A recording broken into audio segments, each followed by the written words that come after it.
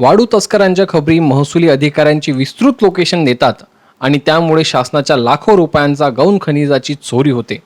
यावर आळा घालण्यासाठी शेगाव महसूल विभागाच्या पथकाने वेषांतर करून छापा टाकत भास्तन शिवारातील पूर्णा नदीतून अवैध गौण खनिजाची चोरी करणाऱ्या जेसीबी वाहन ताब्यात घेतल्याची घटना 14 जून रोजी मध्यरात्री घडली. ती मोहीम कशा प्रकारे घडली, त्याची तयारी कशा प्रकारे करण्यात आली, या सगळ्या प्रकरणाची माहिती तहसीलदार दीपक बाजड यांनी युवा क्रांती न्यूजशी बोलताना दिली आहे.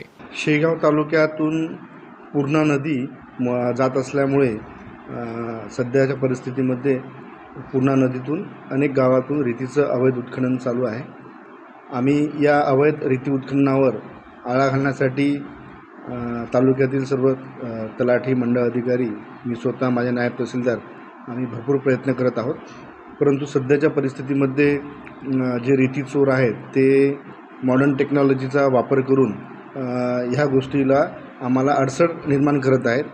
जसे की हे जे रेती चोर आहेत यांनी रेती ज्या ठिकाणाहून उत्खनन होते तिथपासून तर तहसील ऑफिसपर्यंत प्रत्येक चौकांमध्ये त्यांचे हे माणसं ठेवलेले आहेत.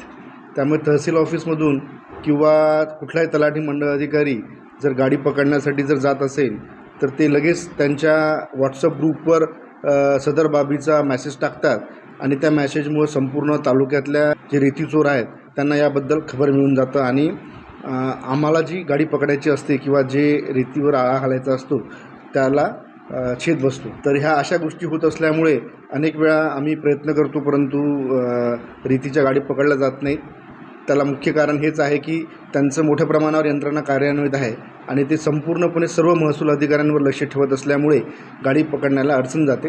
त्याच अनुषंगाने आम्ही या सर्व गोष्टीला जे रेती चोरीदार आहेत ते यांच्या या सर्व युक्त्यांना मात करण्यासाठी आम्हीसुद्धा विचार केला आणि आम्हीसुद्धा मग एके दिवशी रात्री एक पिकअप गाडी घेतली आणि त्या पिकअप गाडीतून मागच्या साईडला आम्ही 8 ते 10 तलाठी, मी स्वतः आम्ही बसून खामगाव मार्गे, लांजूड मार्गे आणि अशा खुष्कीच्या मार्गाने आम्ही एका ठिकाणी येऊन थांबलो आणि आल्यानंतर आम्हाला जशी सूचना मिळाली किंवा माहिती मिळाली की बाबा भास्तन या ठिकाणी JCBद्वारे रेती उत्खनन चालू आहे, तर आम्ही त्या पिकअपद्वारे मग त्या ठिकाणी गेलो.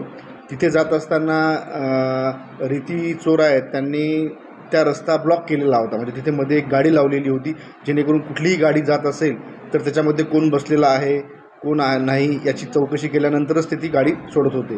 तर आमची गाडीसुद्धा त्यांनी त्या ठिकाणी अडवली, परंतु आमची गाडी पिकअप असल्यामुळे सहसा पिकअप या गाडीवर कोणी संशय घेत नसल्यामुळे त्यांच्या ते लक्षात आलं नाही आणि मागणं पूर्णपणे बाजाराची गाडी दिसल्यासारखं ती परिस्थिती आम्ही ती क्रिएट केली होती आणि मागून त्याला ताडपत्री लावली होती जेणेकरून की कोणाला संशय येणार नाही.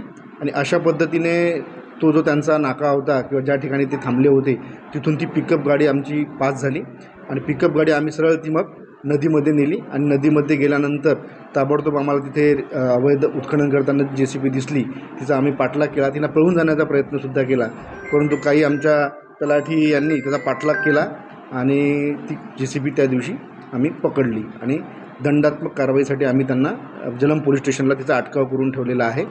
दिवसेंदिवस रेती चोर जे आहेत ते मोबाईल सिस्टमचा आधुनिक याचा वापर करून सगळ्या गोष्टीच्या खबर आपल्या याच्यापर्यंत मालकापर्यंत पोहोचवतात. त्यामुळे रेती चोरीवर आळा घालणे दिवसेंदिवस अडचण जात आहे. वास्तविक पाहता महसूल अधिकारी हे दिवसभर ऑफिसचं काम करतात आणि प्रत्येक दिवशी रात्रीच्या वेळेस चोरीने हे शक्य होत नाही.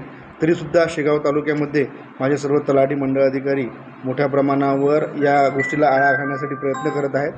जवळजवळ 1 एप्रिलपासून आम्ही 30च्या वर अवैध गौण खनिजाच्या गाड्या पकडलेल्या आहेत आणि त्यांच्यावर दंडात्मक कारवाया केलेल्या आहेत.